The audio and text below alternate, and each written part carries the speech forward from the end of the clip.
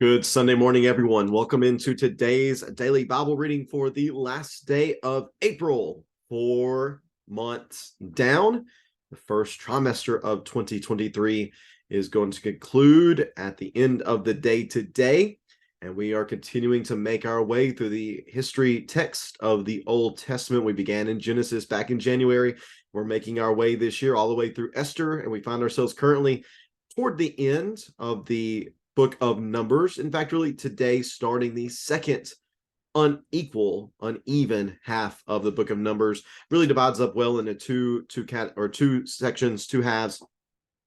Chapters 1 through 25 focuses on the accounts of the details concerning the older generation, the generation that unfortunately ends up dying in the wilderness. And today, in chapter 26, begins this second, shorter half of the book of Numbers, which is going to focus on the younger second generation and all the things they are engaged in as far as their movements and some events that happen with them.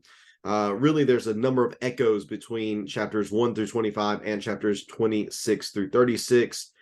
Just very interesting to sit down and look at that. I encourage you to get some time to sit down and maybe map out some of those echoes and comparisons and contrasts between the two uneven halves. But it's just, it seems to be a tactic used by the writer just to show the difference between these two generations. Really some differences, but also some similarities. They face similar situations. They don't always respond the same way. And that shows that this second generation seems to, thankfully, maybe not perfectly, but in many ways they have learned from the mistakes of the previous generation. So just think about that as we read through these final 11 chapters. Think about maybe some of the echoes that you see and meditate upon those, and just be thankful for the growth that we thankfully see in this second generation. Not perfect still, they still make mistakes, but they do seem to have grown a bit. Thank you again for tuning into this reading on this Sunday. Let me get the text of Numbers 26 and 27. We're going to read both of these chapters together because they really go well together. Specifically, the first half of chapter 27 deals with something that is specifically introduced in chapter 26. So we'll read these two together and have a few words of discussion, and then we will get on our way with the rest of this Lord's Day. Again, thanks for taking some time to read along with me. Let's begin here in Numbers chapter 26.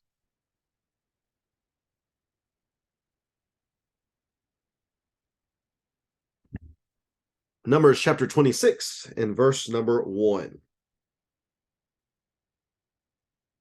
After the plague concerning the paganism and the idolatry that the children of Israel participate in the previous chapter 25, after the plague, Yahweh said to Moses and Eleazar, son of Aaron, the priest, take a census of the entire Israelite community by their ancestral families, of those 20 years older or more who can serve in Israel's army.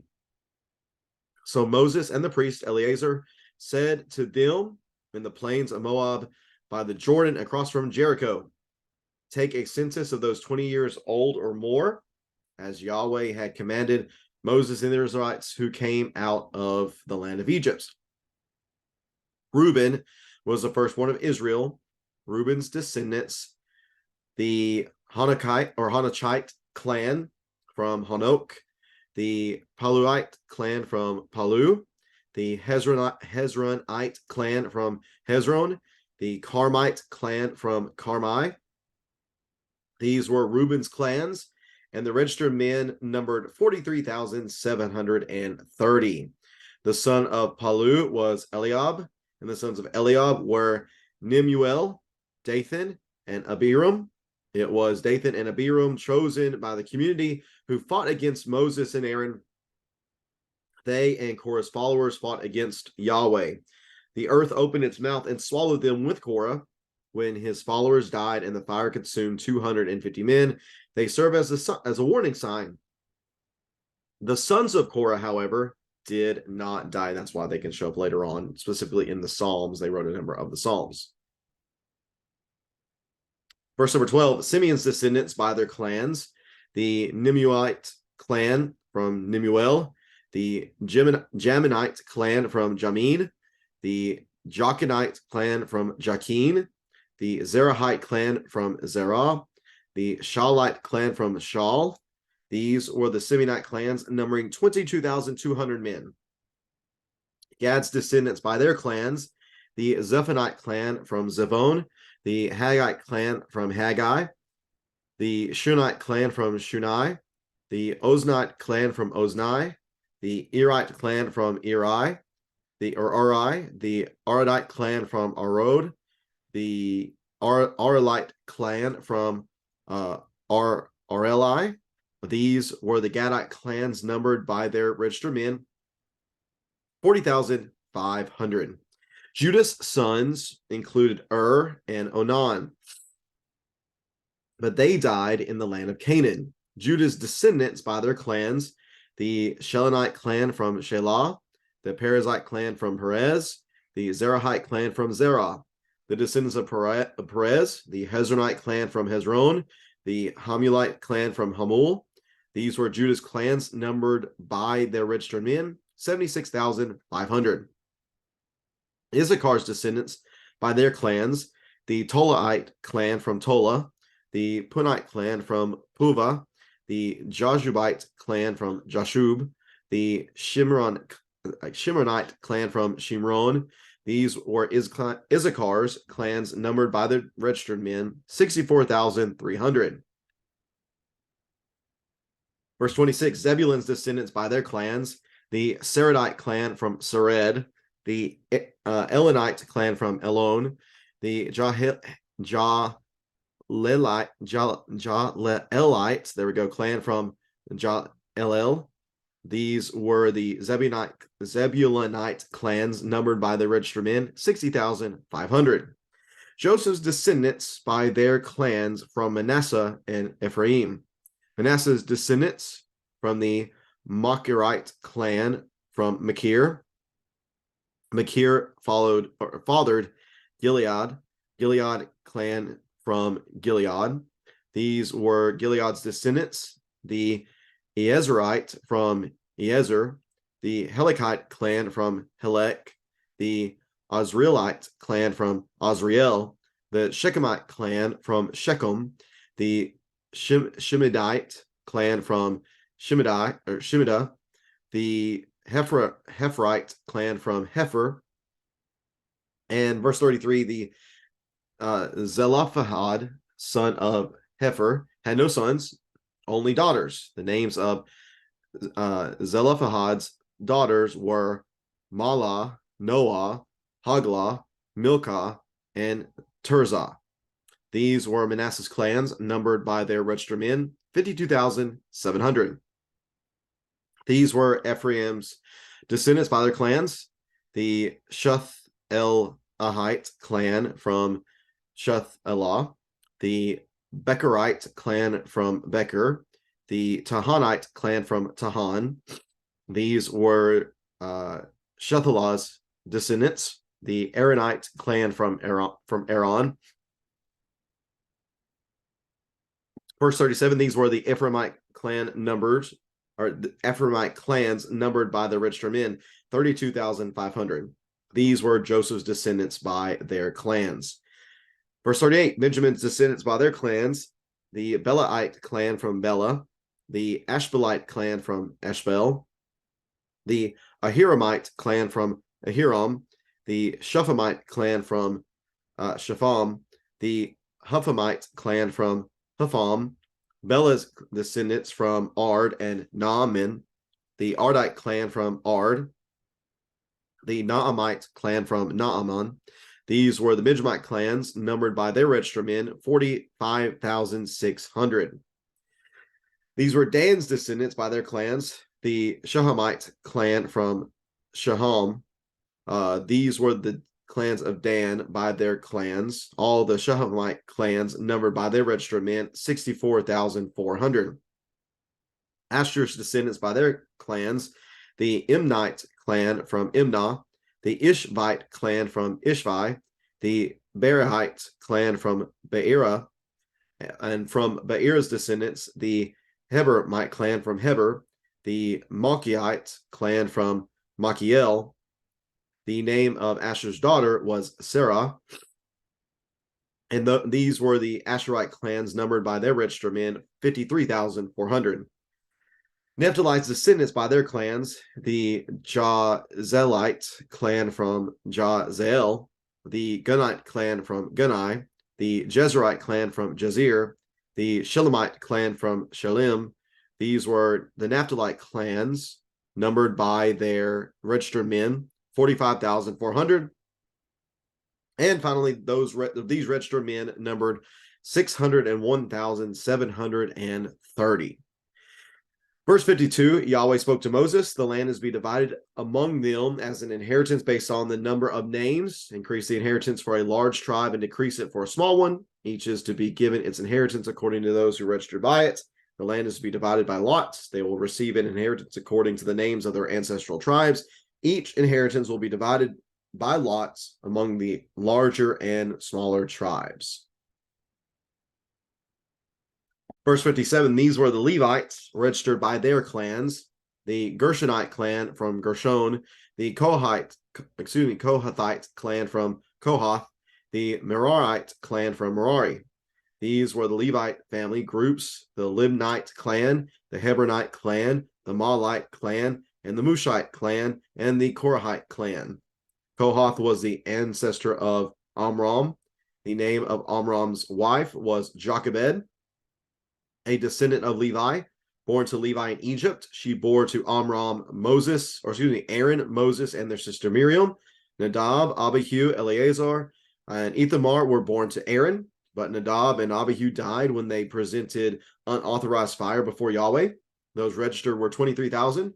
Every male 1 month old or more. They were not registered among the other Israelites because no inheritance was given to them among the Israelites. These were the ones registered by Moses and the priest Eleazar when they registered the Israelites on the plains of Moab by the Jordan across from Jericho. But among them, there was not one of those who had been registered by Moses and the priest Aaron when they registered the Israelites in the wilderness of Sinai. For Yahweh had said to them that they would all die in the wilderness. None of them was left except Caleb, son of Jephunneh, and Joshua, son of Nun. Chapter 27 in Numbers, the daughters of Zelophehad approached. Zelophehad was the son of Hefer, son of Gilead, son of Machir, son of Manasseh, from the clans of Manasseh, the son of Joseph. These were the names of his daughters, Mahlah, Noah, Haglah, Milcah, and Tirzah. They stood before Moses and the priest Eleazar and the leaders and the entire community at the entrance to the tent of meeting and said, "Our father died in the wilderness, but he was not among Korah's followers who gathered together against Yahweh. Instead, he died because of his own sin, and he had no sons. Why should the name of our father be taken away from his clan? Since he had no son, give us property among our father's brothers." Verse 5, Moses brought their case before Yahweh, and Yahweh answered him, "What Zelophehad's daughters say is correct. You are to give them a hereditary property among their father's brothers and transfer their father's inheritance to them. Tell the Israelites, when a man dies without having a son, transfer his inheritance to his daughter. If he has no daughter, give his inheritance to his brothers. If he has no brothers, give his inheritance to his father's brothers. If his father has no brothers, give his inheritance to the nearest relative of his clan, and he will take possession of it. This is to be a statutory ordinance for the Israelites, as Yahweh commanded Moses."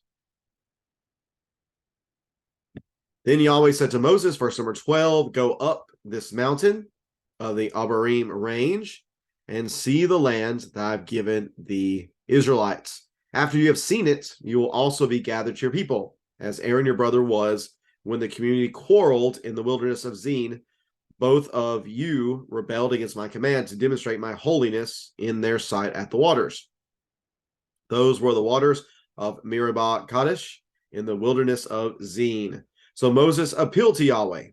May Yahweh, the God who gives all, or who gives breath to all, appoint a man over the community who will go out before them and come back in before them, and who will bring them out and bring them in, so that Yahweh's community won't be like sheep without a shepherd. Yahweh replied to Moses, take Joshua the son of Nun, a man who has the Spirit in him, and lay your hands on him. Give him, or have him stand before the priest Eleazar and the whole community, and commission him in their sight.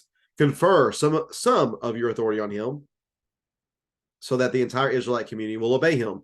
He will stand before the priest Eleazar, who will consult Yahweh for him with the decision of the Urim. He and all the Israelites with him, even the entire community, will go out and come back in at his command. Moses did as Yahweh commanded him. He took Joshua, had him stand before the priest Eleazar and the entire community, laid his hands on him, and commissioned him as Yahweh had spoken through Moses. And that concludes Numbers chapter 26 and Numbers chapter 27.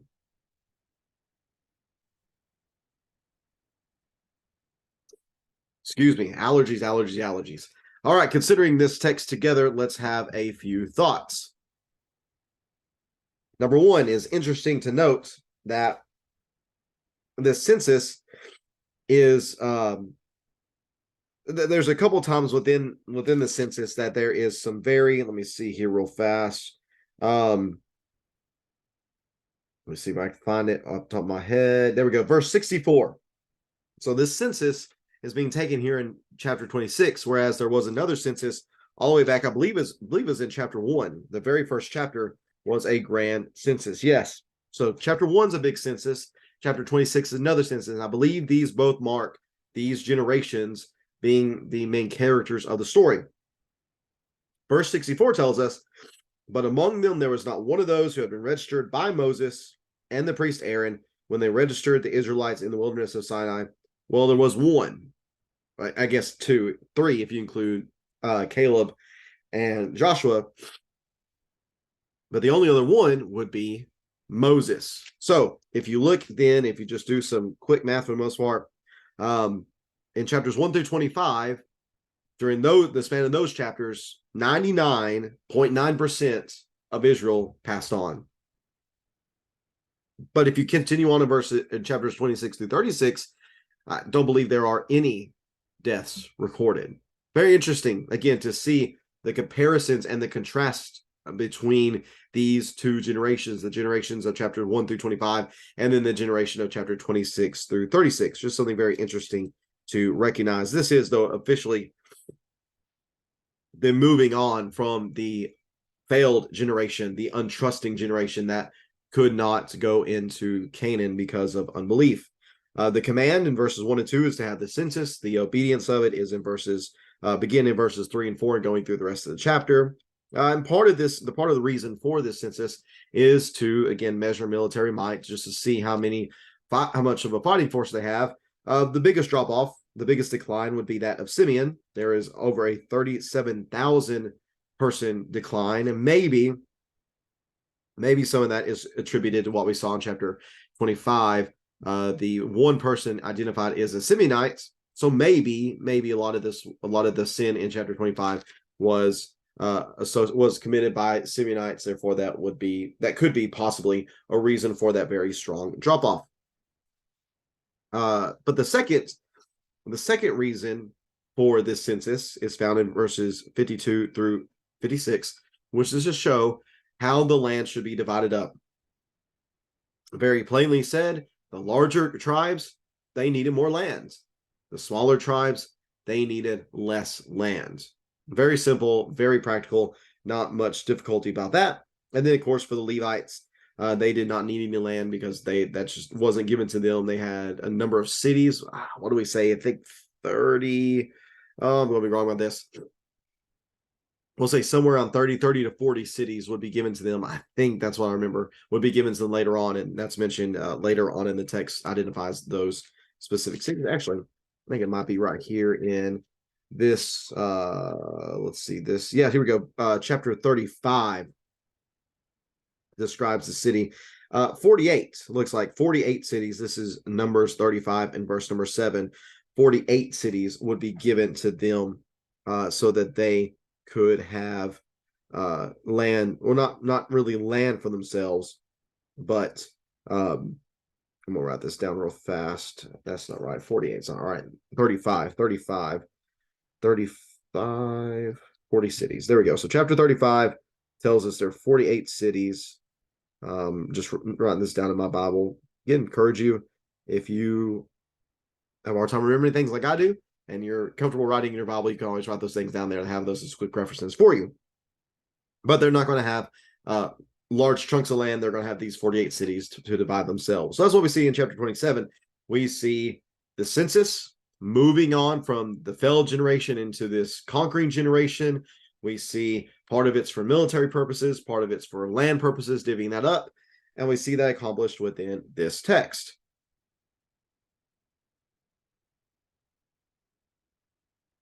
Speaking of inheritance and divvying up the land, we have one thing that's introduced in verse 33 that is very odd.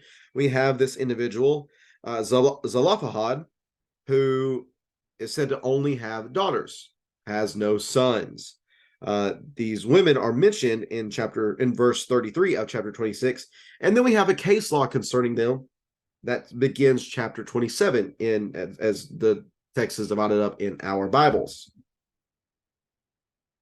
These women know that they could not, as it were, culturally, they did not inherit lands, but they also recognize the importance of making sure that land stayed within their father's family.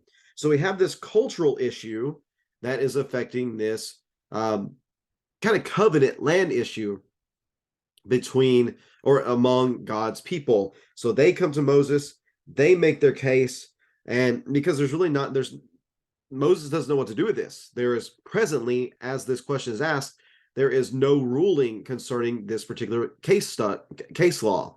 So he goes to Yahweh and he asks Yahweh about this, and Yahweh gives instructions. So God's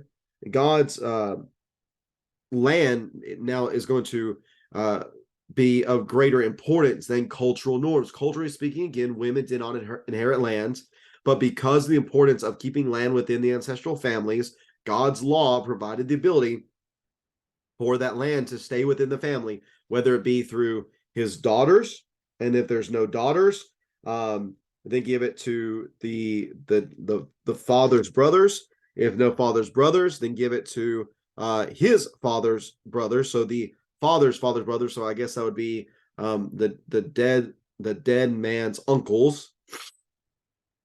And if that doesn't happen, then just give it to the nearest relative, whoever it is. And it's told us that this is a statutory ordinance for the Israelites as Yahweh commanded Moses. So moving forward, as they face this issue, now they know how to address this issue, which just shows that whenever it came to the law of Moses, with all 613 ordinances and commands and such that were contained within it, they still didn't answer every single situation that might arise. Therefore, it was good and necessary for Moses, in this case, to approach Yahweh in order to get an answer. And as we're going to see moving forward, they would have ways to get these answers as well. So speaking of Moses, we're going to see in verse number 12 that he is given really a foreshadowing of his passing, of his death. Yahweh tells him to go up on the Abarim range, which is Mount Nebo. We see that in chapter 27 in chapter 27, verse number 12 is identified in Numbers 33, Deuteronomy 32, Jeremiah 22. This is all the same place, the Abarim range, the same as Mount Nebo.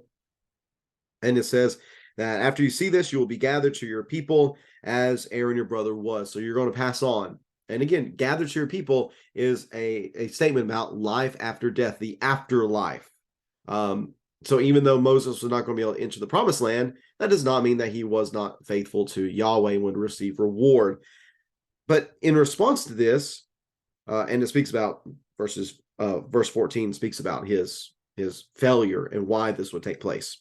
Verse 15, though, shows us that Moses wants the people to be successful moving forward, even after he's gone. He wants someone who is going to be a very strong leader of the people, especially whenever it came to battles, because he knew that was on the horizon. He knew the conquest was on the horizon. He wants somebody who's able to go in, or to go out and come back in and bring the people out and come back in with them and lead them strong. He wants them to be like a community that has a shepherd.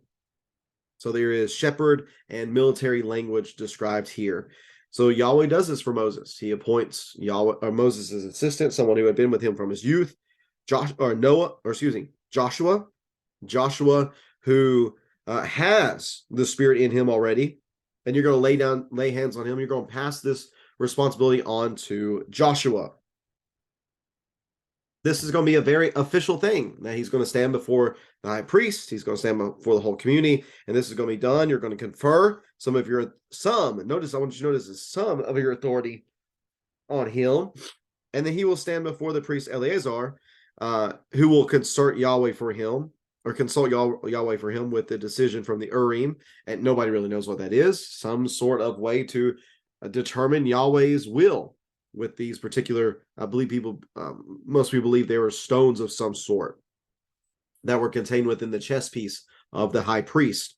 So Moses does this. He takes Joshua, stands for the priest, stands for the entire community, lays his hands on him, commissions him, and it does exactly as Yahweh said. And Joshua is preparing then to be the new leader of Israel. So that's what we see here in Numbers 26 and 27. Just a couple of points to recognize. Back in chapter 26, we see on a few occasions where it mentions specific individuals who were no longer around and that they died because of some sort of sin. We see that with Nadab and Abihu with the Levites. We see that concerning Korah and Dathan and Abiram, I believe is his name. Abiram. Let me double check that. Yeah, Abiram. We also see it from Genesis 38 concerning and Onan. That is in the Judah and Hagar story. And if you rebel against Yahweh, you're going to die, and it's going to be very shameful. History is going to think of you in a very shameful way. Number two, I want to recognize that Moses wants somebody who's going to be a strong military leader and a shepherd of the people. David's actually described in that way. I believe it's somewhere in 2 Samuel, I believe. But of course, David fails in that regard. He does not perfectly serve as a military leader and a shepherd. Even before that, Joshua does not either. I don't think he's ever described with shepherdly terms. But of course, this is looking forward to someone better, someone greater, and that would be Jesus. Jesus is the one that this is truly looking forward to. So as we're thinking about leadership, who is the ultimate leader? It's not Moses. He doesn't get to enter the promised land. It's not Joshua. He was great, but he had his own shortcomings as well. It's not even David, but it is Jesus. He is the great leader of his people. He leads them into war, into spiritual battle, and he shepherds them like a shepherd does his own sheep. And we should be very thankful for that. So within this text, we have even things that are pointing us forward to Jesus in a seemingly very random text that we might not think a lot about. Here is Jesus. Moses is looking forward to someone who's going to be this great leader, and eventually that is going to be Jesus. And we're very thankful to be able to live in such a time in which we get to experience Jesus's leadership and shepherding. Tomorrow, when we get back in the text, we'll be reading in chapter 28. I think we'll just be in chapter 28. Yep, we'll just be in chapter 28 tomorrow, and then we will read together in chapters 29 and 30 on Tuesday. Thanks so much for tuning into this reading today. I appreciate you, hanging in there while my nose has been running this whole time. Hopefully it hasn't affected us too much. Glad for the mute function I have on my microphone here that I've been hitting quite a lot. But I do hope this was a beneficial reading to you. Hope it started this day off for you in a great way if you're listening to this first thing in the morning. Really excited to be with everyone here in a little while for our Bible studies. Really excited to be studying together with you from the Gospel of Mark this morning as we look at the first 20 or so verses, looking at the parable, not really of the sower. It's called that. We refer to it as such, but really more so it's about the parable of the soils. It's about a parable of hearts. We're going to discuss that today as we continue our study at the Messiah and the mission that he is on from the perspective of the gospel writer Mark. Hope we'll be seeing you there in a little bit. Have a great rest of your Sunday, everyone. Take care. God bless you, and hope you'll tune in tomorrow as we continue working our way through the historical writings of the Old Testament in our 2023 daily Bible reading. Thanks so much. Take care, and God bless.